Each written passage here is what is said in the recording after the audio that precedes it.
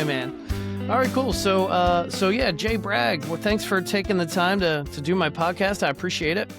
No problem. I came across your Instagram profile, and I thought you had some really interesting things to say about the whole Nashville scene, which we can certainly, get into. Yeah, for those of my audience who may not know who you are, give us a quick rundown of kind of who you are, what you do. No problem. Yeah. Third generation entertainer going back to vaudeville in the 1930s in the Northeast where I'm from. Oh, nice. Grandparents met in New York City on stage in old vaudeville. They were a song and dance duet. And they, when the vaudeville circuit ended, they went back to civilian life. Had my father, and my father has been in the music business as an entertainer for the last 65, 70 years.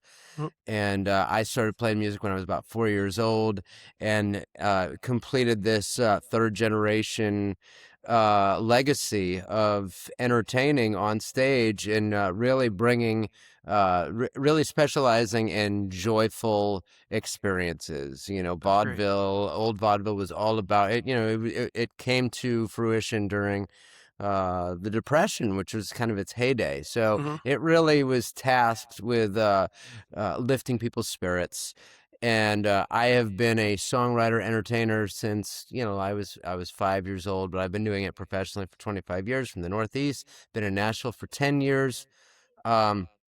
And just working inside the machine that is Nashville, understanding it, how it works, the mechanics, what it does to people, both good and bad, the pressures that are involved. And I've always been, an opinionated individual. I have a lot of thoughts. I'm fascinated by the industry and what it tells about the culture. And I've always written about it, but usually I've always written about it in song form. Right. So I decided to use my journalistic background, which is what I went to college for, and Cool. started doing basically research projects, that I would record on video and then have a Substack fuller length essay. And it ended up being the most impactful piece of content that I've ever done. And, you're talking about, like, I just did a piece today, like 10 years of doing purely music related posting and content. 3 months of View from Nashville, which is an, analysis commentary, was 4 times grew my audience 4 times as fast as 10 years. It's crazy. Of grinding it out in Nashville. So that's it. Yeah.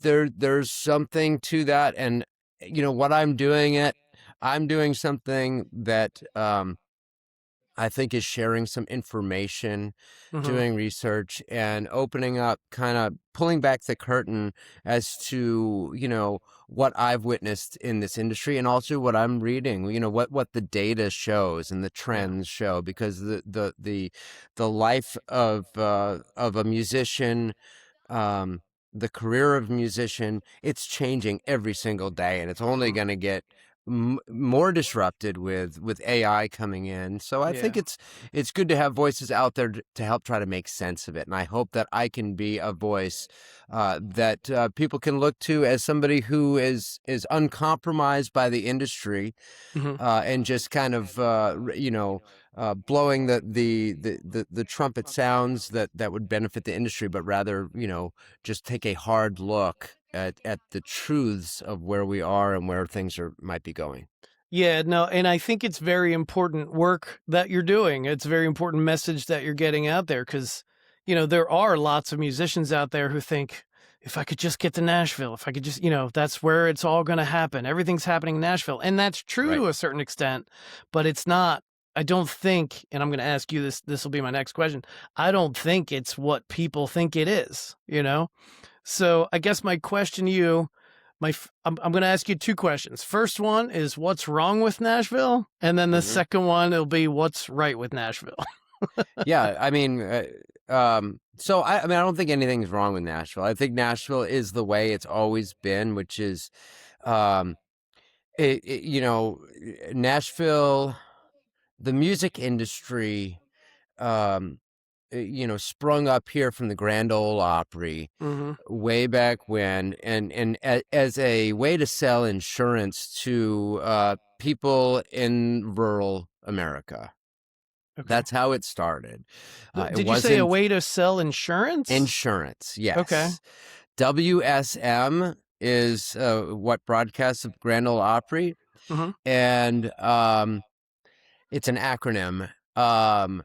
And the acronym is escaping me now, but it was tied to the insurance company Okay. who owned it, and they thought, what a great way to sell insurance policies to rural America, who likes, you know, Appalachian, you know, the music of Appalachia, Mm-hmm. and that's how the Grand Ole Opry really started, and Wow. and so it really blossomed from there. But Nashville has always been, you know, kind of a system that seeks to, yeah, I'm not going to sugarcoat it. It seeks to exploit Sure. musicians to make money. I Yep. mean, that really what it is. So when, you know, when people, um, you know, I like, um, I'm not saying anything that has changed. There's a lot that has changed about Nashville, but Nashville has always been kind of, you know, going back to Chet Atkins' days. You know, they Mm-hmm. said, "What's the Nashville sound?" And he jingled his pocket to hear the change. I mean, that is the Nashville sound. Is Mm-hmm. whatever is going to turn a profit, mostly in those days to rural America. Now that has changed, Mm-hmm. and I'm definitely there. There are a lot of changes to who Nashville is now marketing to, which is more an affluent suburban culture Yeah. because there's more money there. Mm-hmm. So I mean, that's a whole, and I talk about a lot of that in View from Nashville. So, but it's always been. I don't think it's really as much, uh, you know, driven by uh, innovative art so Mm-hmm. much as ways of using entertainment to, you know, turn a profit. You Sure. know, so that really is, you know, kind of what Nashville has always been about when it comes to music, for the most part. It, you know, from the Grand Ole Opry days to present. Mm-hmm. Now I'll tell you what's right about it. There's so much right about it. I mean, this is a city. I was in Maine for, you know, prior to moving here. Love Maine. The Northeast is, I'm outside of Boston is where I'm from. Mm-hmm. Um, you really, it's very hard to make a living as a musician up there, you know, unless you're in like a wedding band, Yeah. cover bands, and nothing wrong with that. I've done that, you know, many times myself. Um, but there's no other city where, you know, thousands of musicians um, are surviving, are making a living. There's so many different ways. If you want to do the cover band thing, Mm-hmm. you know, Lower Broadway probably, you know, employs, uh, you know, I got to say, well over 1,000 musicians in Sure. total that make a living down there. Mm-hmm. Okay, so you're not going to find that anywhere else. So you can make a living. You can make a decent living. You don't even have to go on the road. You could just work the scene down there. Right. You know, Yep. you're going to have to do covers for tips and Mm-hmm. kind of be at the whim of the tourist culture.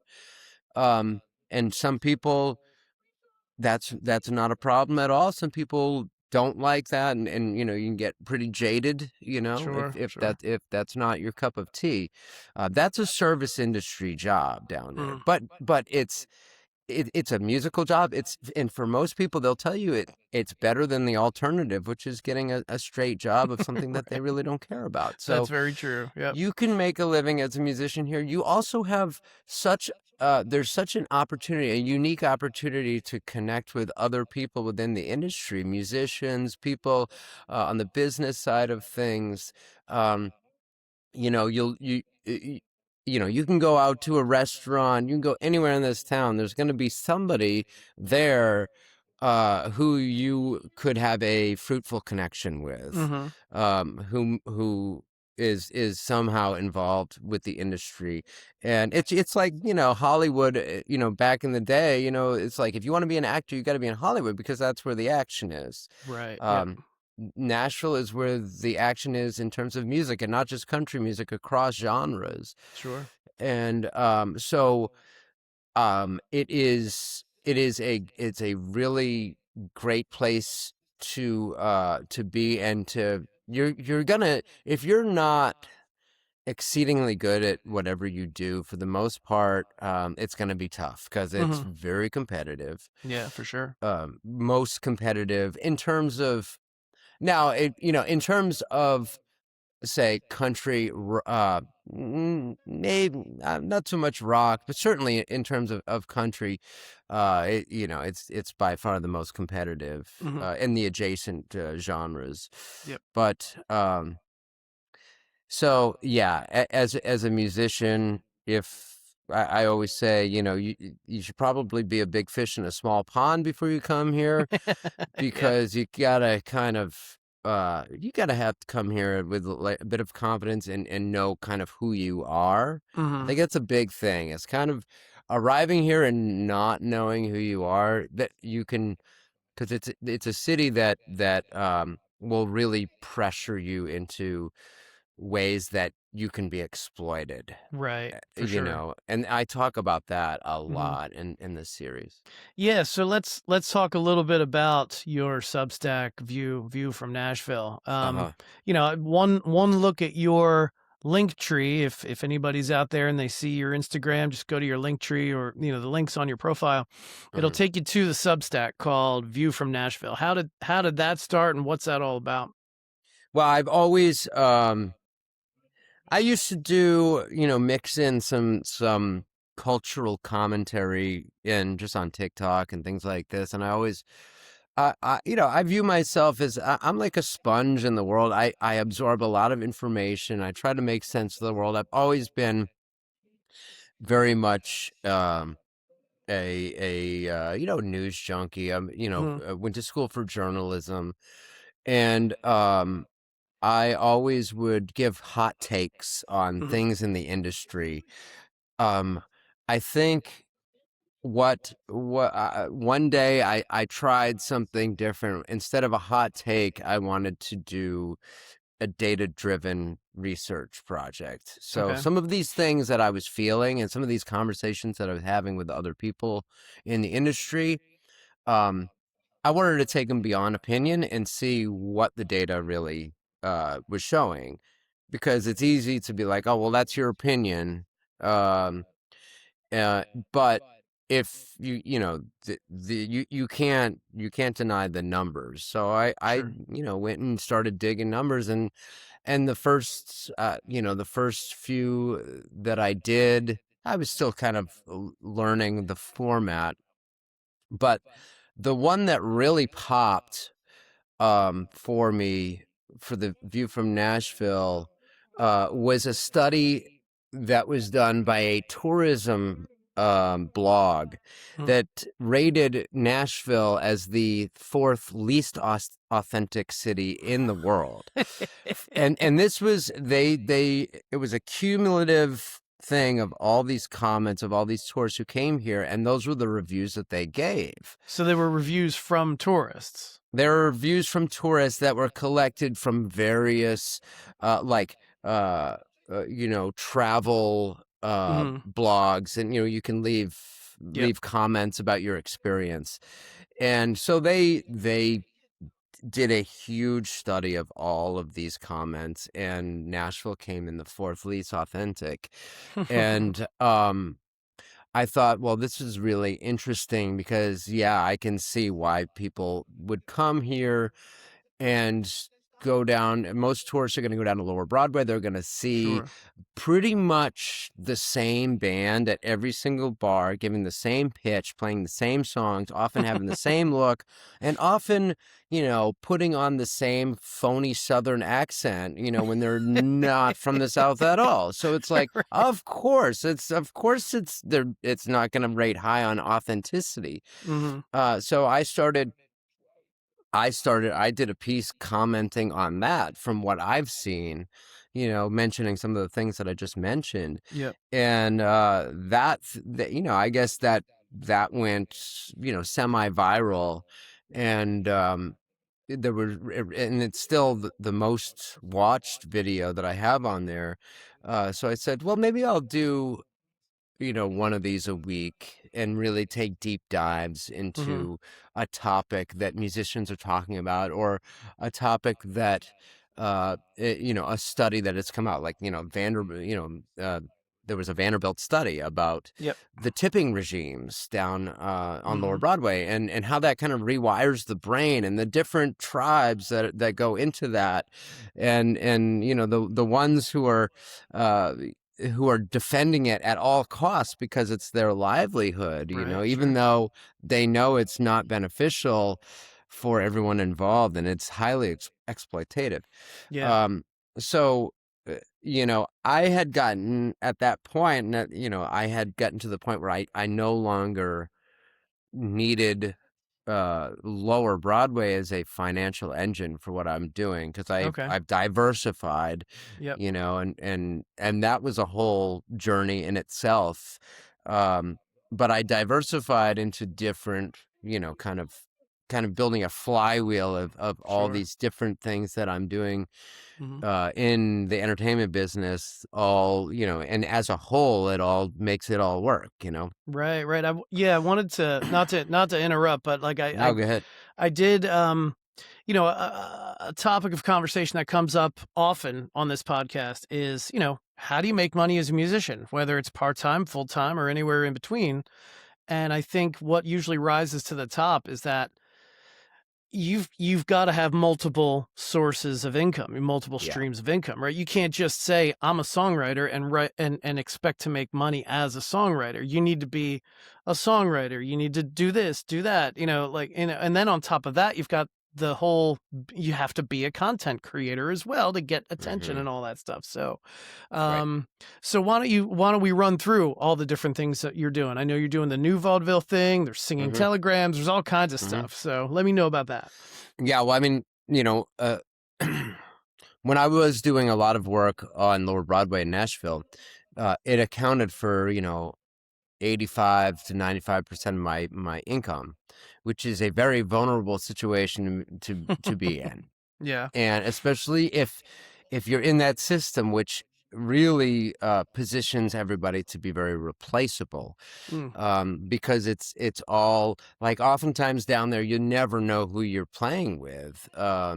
So, and you could lose, your bass player, and you're going to be playing with a totally different bass player, so everything has to be standardized. Right, sure. Yep. And if you standardize everything, you're just kind of a cog in the wheel, and you're easily replaceable. So after I lost some very pivotal gigs down there, consistent gigs, I said I need to really go back to the drawing board and work on projects that are peerless, that only, that I'm not in competition with other people in that lane. I Mhm. own that lane, and it's Right. not going to be it's like more of a cottage industry. So I just started innovating. I started really looking at the city, trying to figure out like what it is that I have that I can offer something unique that nobody else is offering. And one of I started doing I've been a volunteer for hospice care Mhm. folks on the that are on their last chapters of life. So I would go in. My job was just to lift their spirits with my guitar. Wow. I said, well, this is very meaningful work for me, and it's seeing that them light up is just, they're as joyful, I'm joyful. This is very important work. And so I expanded that to do a singing telegram business. Mhm. Turns out nobody else is doing singing telegrams in Nashville. So, if anybody wants a singing telegram, or if you go to ChatGTP, like, singing or unique, musical gift surprises in Nashville, I'm the guy because I'm the only guy doing it, Yep, yep, and other people can start a singing telegram business, but the thing is like my protective moat is I got like 100 years of consecutive, like kind of vintage style performance sure. legacy behind me. Yeah, So yeah, absolutely. you Yep. could do something, but you're not going to do what I do, Right. Yep. Um, so and so I started that. I started, because my grandparents were vaudeville performers, and I always, I will go to shows, and I get sick of the standardized. You got your opening act, sometimes two opening acts, and everybody's playing individually. There's 30-minute changeover. The headliner usually plays for 2 hours, and it's just audience is here, band is there, they're playing their songs, and for me, I kind of like sometimes I'm like, yeah, I wish the singer would tell a few jokes, or Mhm. like I like variety in terms of like entertainment. Sure. That's just my, that's just what I enjoy, and Mhm. when it's not just all right, here's another song, here's another song, here's another Right. song, here's another song. Yep. So I was like, well, what if we just, had, some jugglers, after the third song, or a comedy act, or, a magician come in, or a sword swallower. Right. So that's when I founded, I conceived of the idea of just basically taking a page out of my grandparents' book, and my dad. My dad has always done like seasonal type of entertaining shows. So I said I created New Vaudeville, and Mhm. we started that 2 years ago, and again, nothing like that going on, Sure. and certainly not in Nashville, but really there's really nothing like that going on anywhere. So Mhm. and our vision with that is, I mean, right now we're doing seasonal shows. We just did our 4th of July show, New Vaudeville USA, Nice. and that was a big swing band show, and it was amazing. And then the next Awesome. one is going to be our Halloween show is called Voodoo in New Vaudeville. We have our Oh, that's Christmas cool. in New Vaudeville tour, and then that is we're going to start a residency later in the year. So Nice. that series is really growing, and ideally, I mean, I want to take that to theaters within, a year or two. Start taking that out into actual old vaudeville theaters, and kind Oh, of cool. restoring the theater into its original function That for would a be night. so cool. Yeah, yeah, And yeah. because I'm a big history buff, and like get the historical society involved, and Sure. um so I really, that's kind of the vision there as Mhm. we grow. Would it be a traveling I assume it'd be a traveling like, would you make your Yeah, way up to yeah, New York and stuff, speaking of the old places? yeah, yeah. Yeah. I mean, we would we bring our Christmas show on the road. So our Christmas show will be coming to. Are you in New York? I'm actually outside of Philadelphia, but New York's only Okay. about an hour and a half away, so Okay. yeah. Well, Yeah, we're man. we're gonna be Christmas in New Vaudeville will be in Brooklyn, Brooklyn, uh, okay. on I believe the 7th of December. Oh, awesome. So we all like our Christmas show is kind of the flagship theatrical variety show that this will be our sixth Okay. year Yep. doing that show, and Wow, that just that's awesome. grows bigger and bigger every year. That's fantastic. It's Um, called what's it called? Vaudeville in Christmas? What's that it one's called? called Christmas in New Vaudeville. Christmas in New Vaudeville. Okay, good. Yep. Yep, All and right, cool. we'll be releasing the dates here. I always release the dates, announced the tour in July, Christmas in July. July. Okay. Oh, right, right, right. Okay, that makes sense. Yep, cool. And you mentioned So a and then residency. Where's that residency going to be? so that's gonna start at Rudy's Jazz Room here Okay, in nice. Nashville, and they're gonna be opening up a new location called the Amber Cat. The same owner, Adam, and we're gonna be doing. every other week residency at that new Awesome. place. So, What area of Nashville is that? I uh, assume that's not going to be the Broadway area, but am oh I no, wrong? no, yeah. So Rudy's is off of 8th Avenue, and then the Amber Cat is going to be off. It's going to be on Dickerson, which Okay. that whole area on Dickerson Pike, that whole area, there's a huge East Bank project that's going in up there. Okay. So there's a lot of development happening in Is that Nashville. technically? I mean, I make it to Nashville, once a year, or maybe once every year and a half or so. So I'm familiar with it. But like, is that that Dickerson area? Is that East Nashville, or is that still kind of in the Broadway Yeah, area? it's not considered East Nashville, but it's east-ish. Okay. It's across the river from Yeah. Broadway? Okay. All right. Yep. Gotcha. Yep. And yeah, I mean, they're building the new stadium there and they're planning for the Super Bowl and all that stuff, right? In that whole area, right? Right. Yeah. All right. So the Super Bowl is coming in 2030. Mhm. So we got a little under 4 years before that comes into town. Yeah. Or I guess no, well, yeah. So, and there's going to be, I believe, $11 billion in infrastructure, It's crazy. added by that Mhm. time. So the city is rapidly growing. Yep. It's rapidly changing. The old Nashville is disappearing, Mhm. for better or for worse. Mostly probably, most people are a bit begrudging of that fact Sure. because it's just becoming more corporate. Everything just Mhm. is like these venues that are popping up. They're not like this somebody who is opening up a venue because they love music. it's Mhm. it's a hospitality group who's Sure. Yep. just opening up, like in Vegas, they're just Mhm. opening up a place, just using music as a way of maximizing profits. Mhm. And the people that are in charge of them they're not creative musical Right. people, they're not Right. artistic people, they're just they're there to make a lot of money, Sure. They're so businessmen, you know? they're Yep. businessmen. Sure. Yep. But there's a lot of businessmen who are also, uh, artistic minded people. Yeah. But oftentimes they're not the ones with the deepest pockets. And Right. Right. Yep.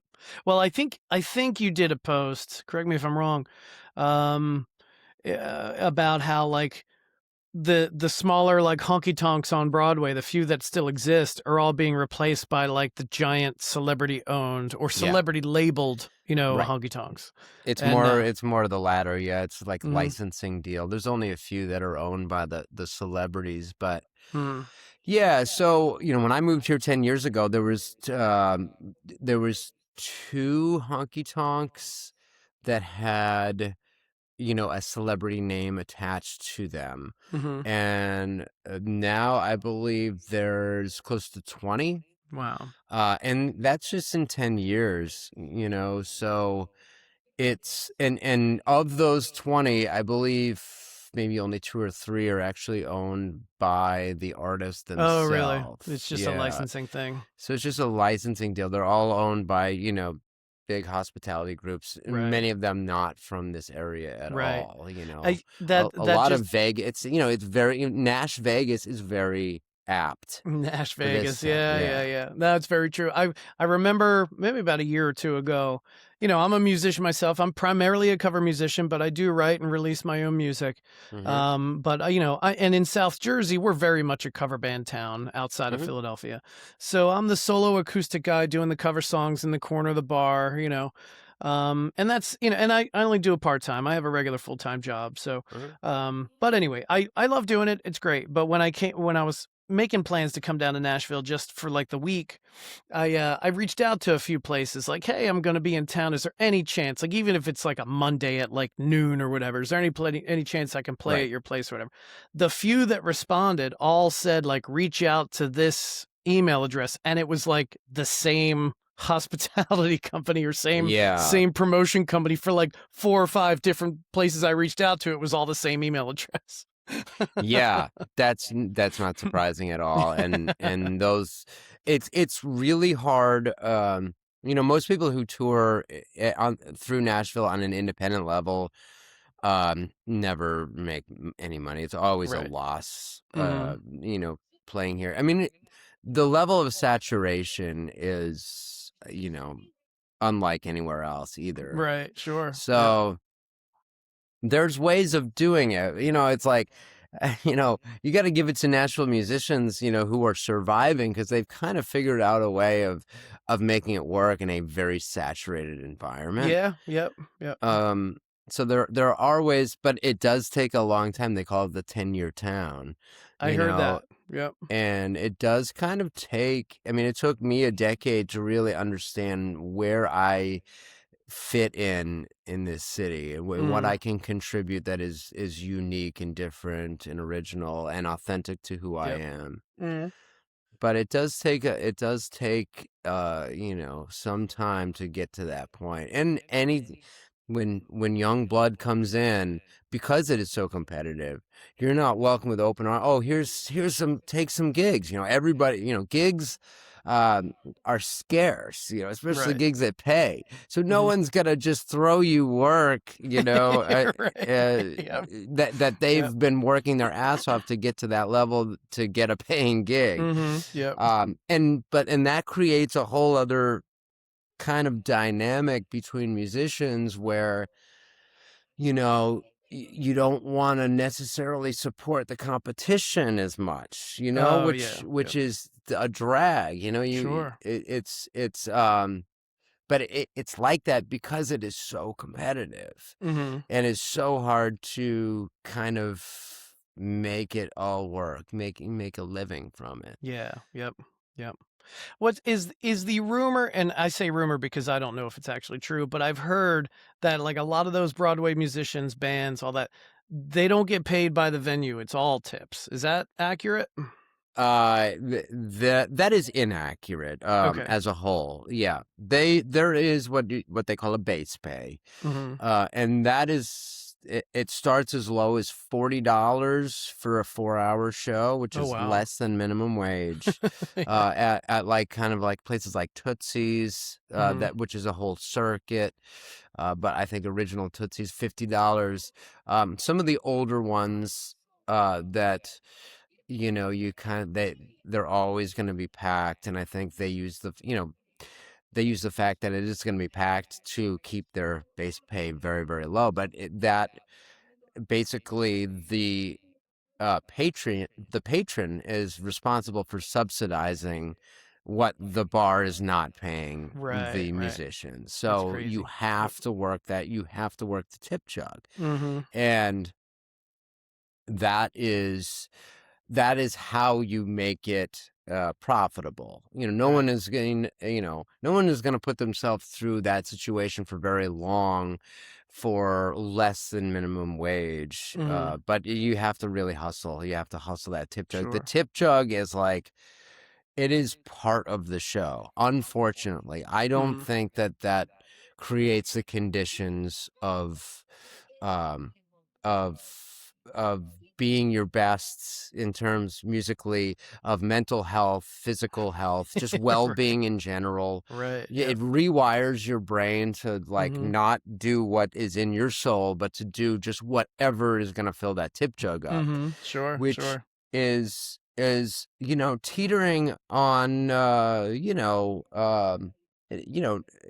nefarious professions, um but it does really rewire your brain. So I've seen a lot of artists who Mhm. come into town with vision, with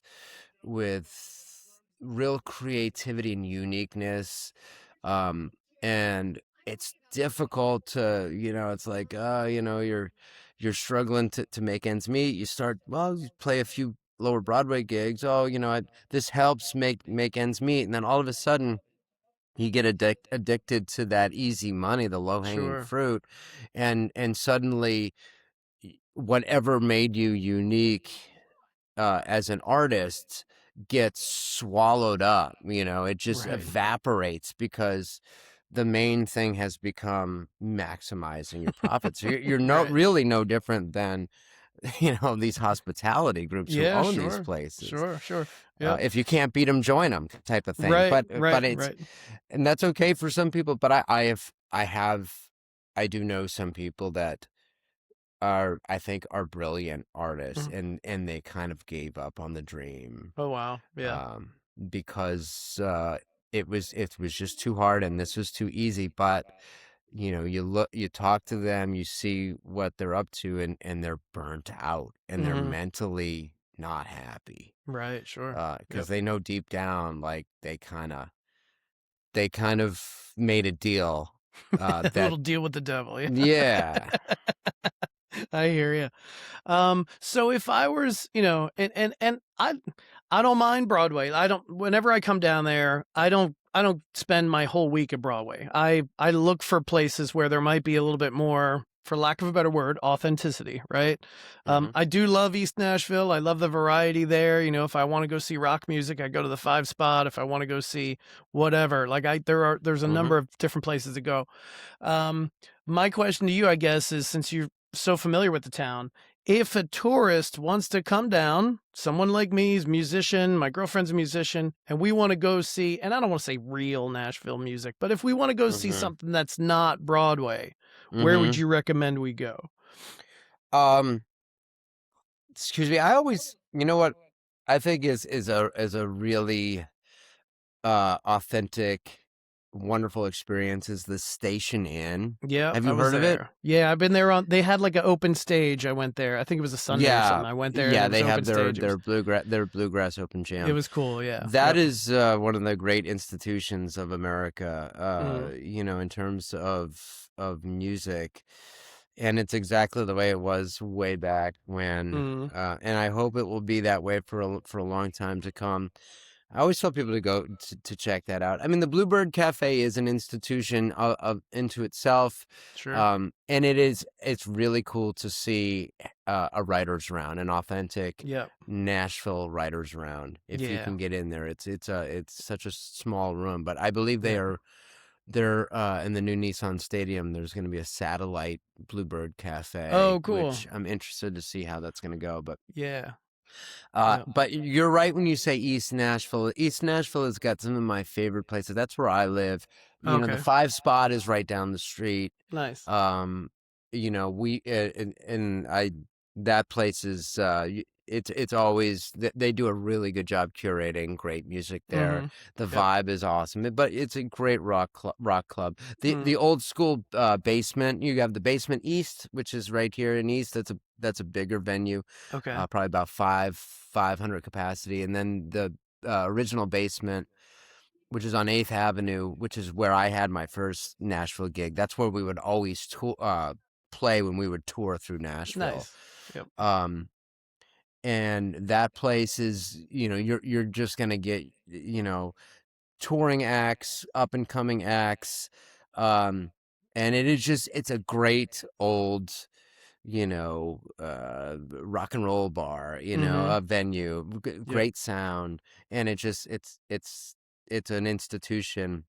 Um, so I always recommend that. I mean, there's a place called Skinny Dennis here in East Nashville, which Okay. is they have a Brooklyn location. Yep. So Skinny Dennis is cool for Mhm. that they'll give you kind of like it's kind of like a Texas Roadhouse, not the restaurant, Yeah, but yeah, like yeah. Yep. like a Texas honky tonk type That's of cool. vibe. That's Yeah, their I've never thing. heard of that, but I'll check it out next time I'm in Yeah, town for sure. it's a cool spot. I Yep. just played the East Side Bowl, which is a great room. They have like Honky Tonk Tuesday on Tuesdays, which is it's kind of like yeah, it's a little bit like hee haw, Oh, it's really? yeah. It's I mean, definitely gonna get um people playing the part of, like, somebody who would have been in the 1950s Grand Ole Opry or Hee Haw in those Mhm. days. I don't think it's I would go there for like an authentic experience. It's a Right. unique experience though, Sure. but That's this cool though. there's Yep. a lot of what you would call cosplay going on there, Oh, but okay. Yep. but it's really cool, and they do a great job. The house band, the cowpokes have been doing it for years, and it's fun. It's a great dance scene. There's a Okay. lot of All like right.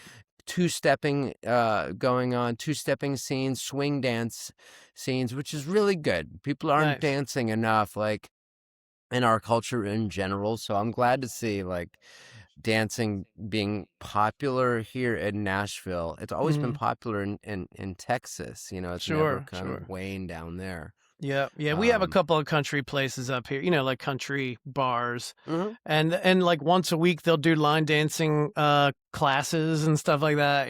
So Yeah, it's kind of cool, yeah, for sure. yeah, Yep. absolutely. Yep. How about as a songwriter? Have you had experience as like a traditional songwriter in Oh Nashville? yeah, Yeah, absolutely. I mean, that's why I moved here. okay. I was going to say Was what's that experience like? I figured that my vision was to come here and j- be primarily a songwriter and an entertainer, on the side. Mhm. But that is very much flipped. I'm known for entertainer, and as a matter of fact, that I write songs for the entertainment Okay. aspect. Yep. Mhm. But so the songwriting scene here, it's very big on co-writes for one, Yep. which I'm not. I'm just not the best co-writer, to be honest with you. I do have a lot of respect for people that can go in and write songs with strangers. Mhm. Um, I don't like small talk. I don't like. I really don't like to compromise. A vision all that much. Right. Writing songs to me is such a solitary experience, but Sure. that's just how that's just been my process. Yep. So I'm just not that equipped for co-writes, but a lot of people are, and that really Mhm. is very much a part of the culture down here. Is you have some of the guys who have publishing deals. They're doing two a day, two writes, what they would call them. Yeah. A Yep. morning and then an afternoon, and it's Yep. like 2-3 hour block where you Mhm. go in, 2-4 people, however many. It's kind of writing by committee. Mhm. I don't think that is where the very. I don't think the cream is going to rise to the top in those situations most often. Right. The lightning in a bottle, with a committee. It's just rare. It's historically, it's never. When we look back and we think of the great songs, Mhm. the great classics. Um, Sometimes they were co-written. I mean, but even let's look at the Beatles, okay? Sure. Lennon McCartney, but you know what? A lot of those songs were not co-written, even though that's the Mhm. name on the title. Yeah, yeah, yeah. McCartney wrote a lot of those songs alone, and Mhm. Lennon wrote. They had a deal, Right. which was for their publishing that it doesn't matter if Lennon or McCartney wrote the song; they were Lennon Mhm. and McCartney songs. Right, right. But Let It Be, John wasn't in the room when he wrote Let It Be. Same thing with Get Sure. Back. Same thing with a lot, and Mhm. vice versa. Come Together. I don't think Norwegian Wood. That was John. Mhm. So Mhm. um, so there are, I think, and then you look at Bruce Springsteen, you look at Dylan, you look at Yep. Joni Mitchell, you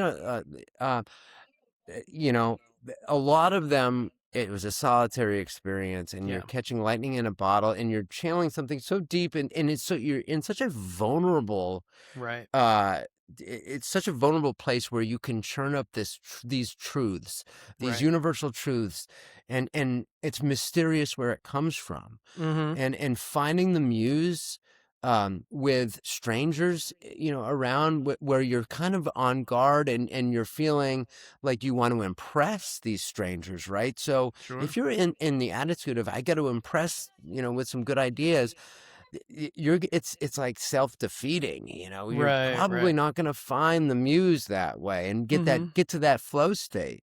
Right. You might come up with a great hook together. You might come up with a great, and that happens all the time, and that's happened with me. It's several times. Yep.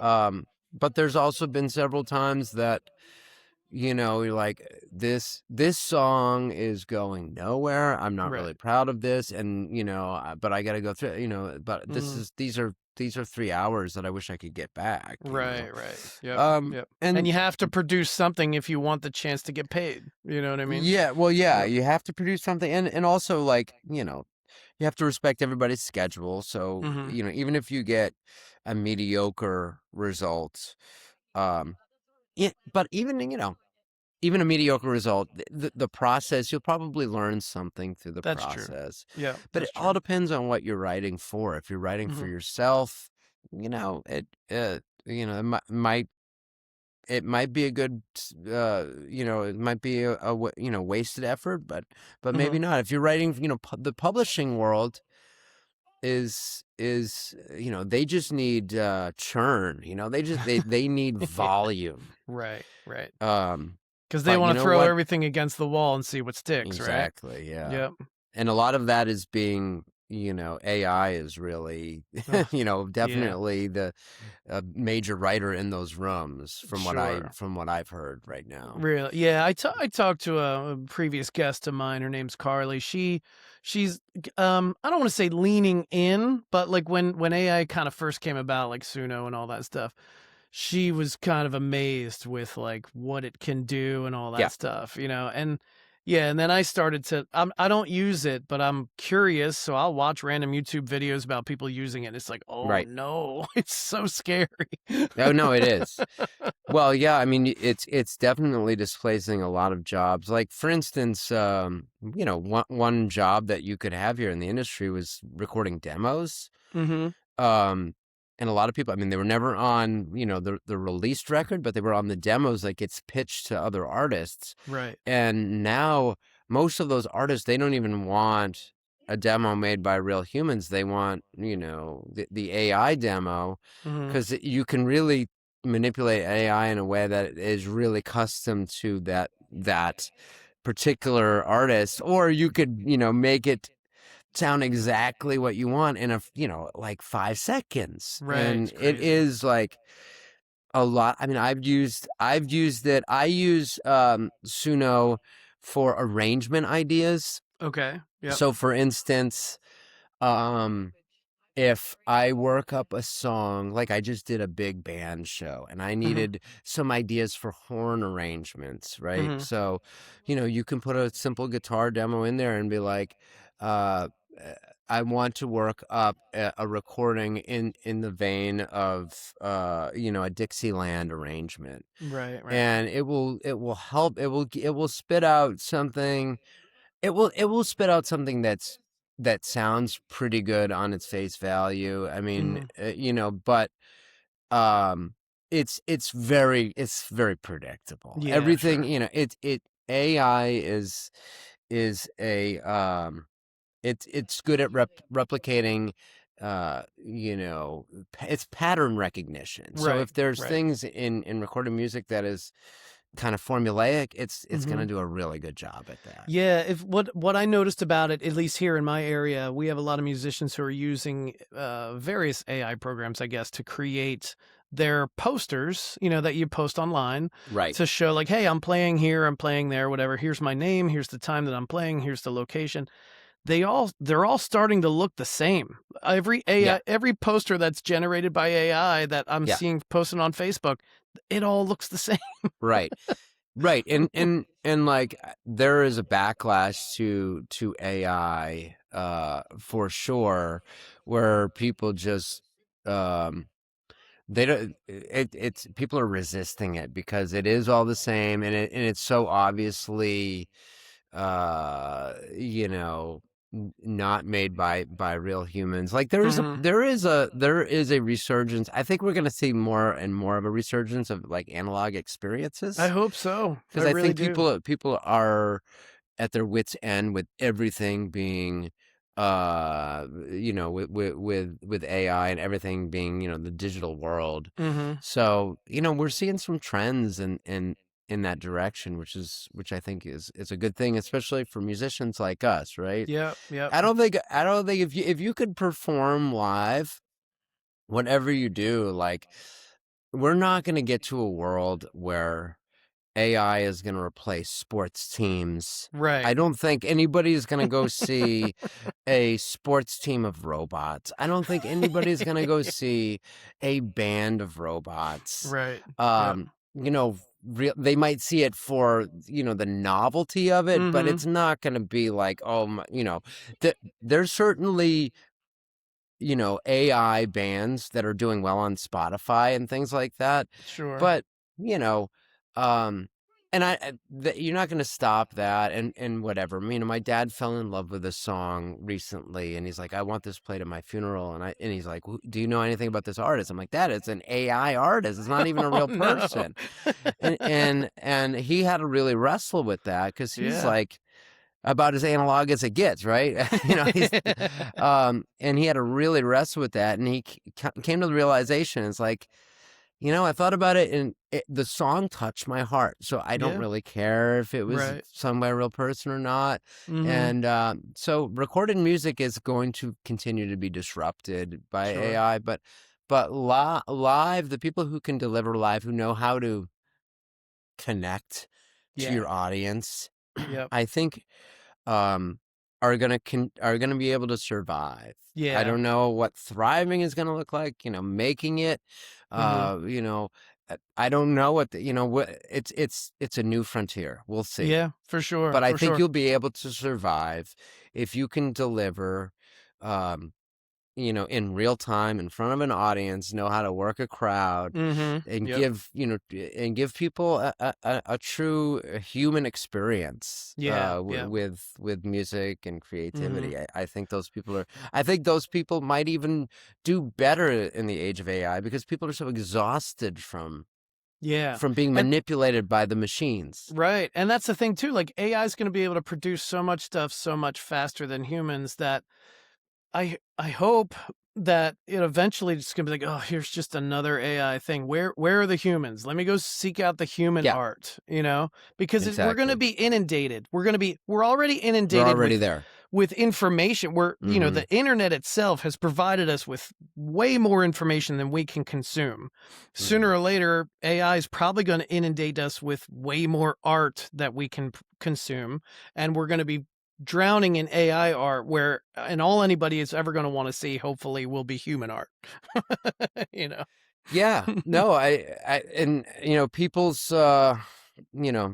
bullshit meter, you know, pardon the expression, Oh, but you're it's good. really, really high now Mm-hmm. because, like, at first it was kind of easy to be fooled by AI, but now people, you know, now the problem is people, uh, you know, if you're so people think that I'm AI, like Oh, on my really? videos.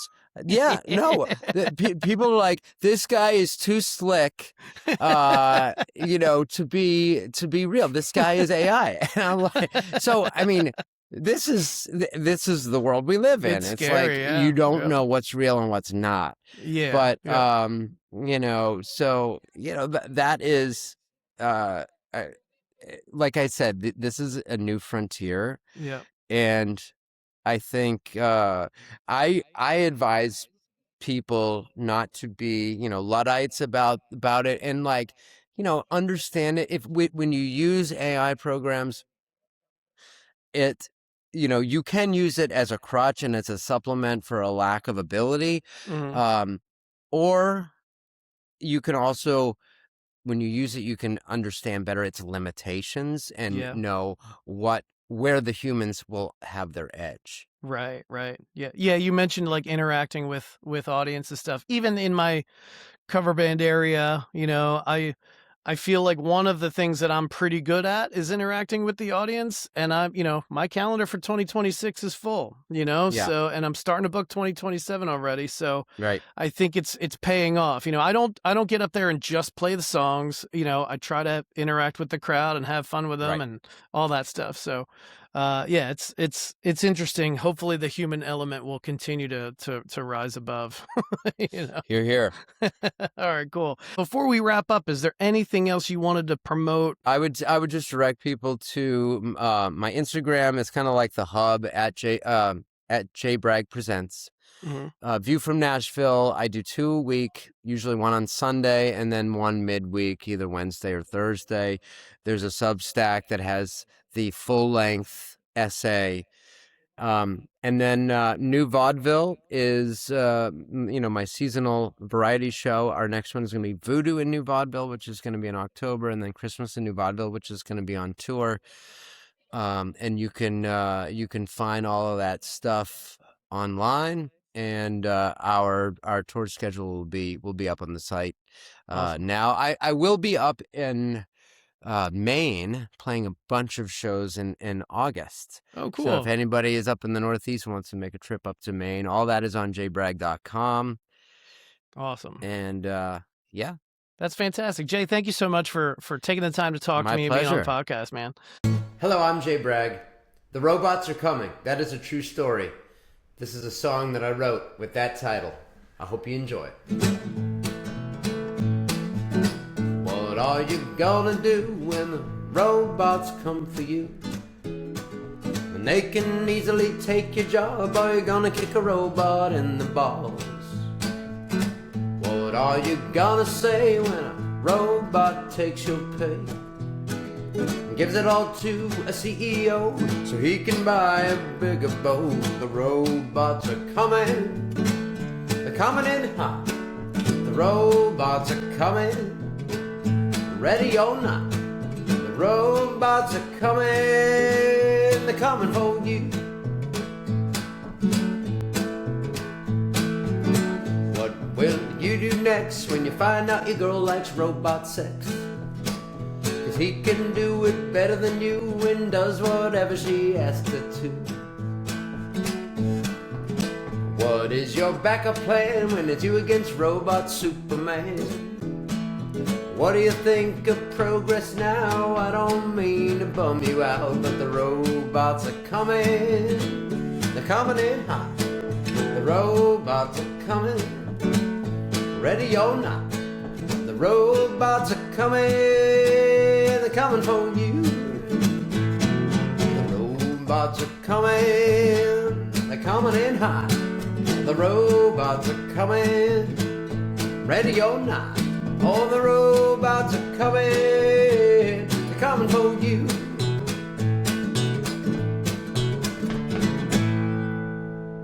Get ready, they're coming.